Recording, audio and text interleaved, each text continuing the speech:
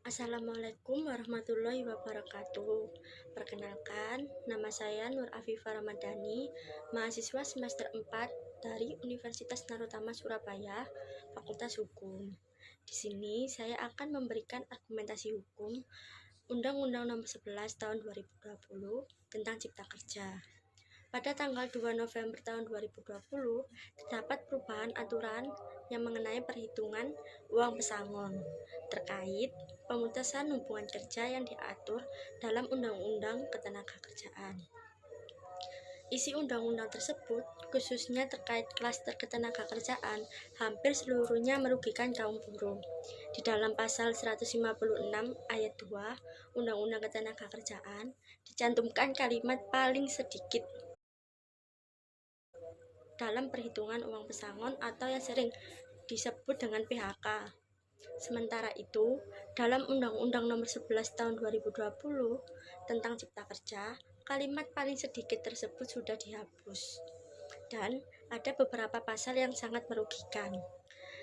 Yang pertama, dengan berlakunya kembali sistem upah murah, diatur dalam pasal 88C ayat 1 yang menyebutkan gubernur wajib menetapkan upah minimum provinsi. Dan di dalam pasal 88C ayat 2 yang menyebutkan gubernur dapat menetapkan upah minimum kabupaten atau kota dengan syarat tertentu. Penggunaan kata dapat dalam penetapan upah minimum kabupaten atau kota sangat merugikan buruh. Karena penetapan UMK bukan kewajiban, bisa saja gubernur tidak menetapkan UMK dan hal ini bisa mengakibatkan upah sangat murah.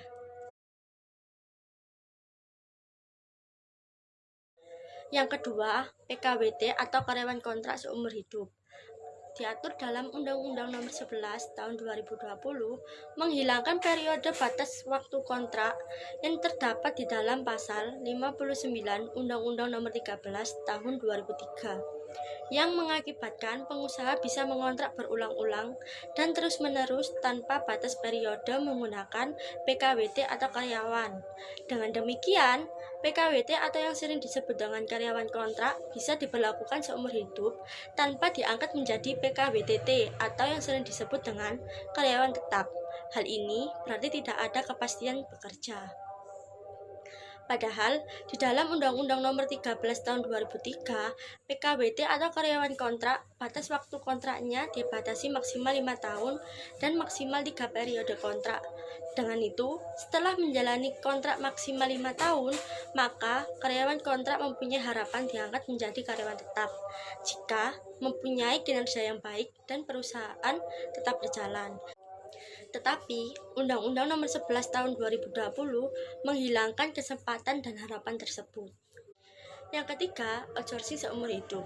Diatur dalam Undang-Undang Nomor 11 Tahun 2020 menghapus pasal 64 dan 65 Undang-Undang Nomor 13 Tahun 2003. Di dalam pasal 66 hanya memperbolehkan penggunaan tenaga kerja outsourcing hanya untuk cleaning service, catering, security, driver, dan jasa penunjang perpajakan.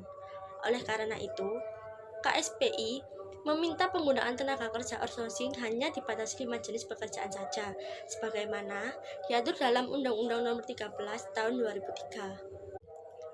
Sebelum disahkan Undang-Undang tentang Ketenagakerjaan Nomor 11 Tahun 2020, Undang-Undang Ketenagakerjaan Nomor 13 Tahun 2003, aturan ini tidak mengatur PKWT yang tidak merugikan para pekerja.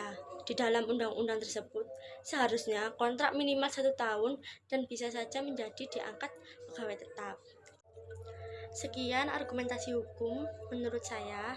Mohon maaf jika ada salah-salah kata dan terima kasih sudah menonton video ini sampai akhir. Dadah.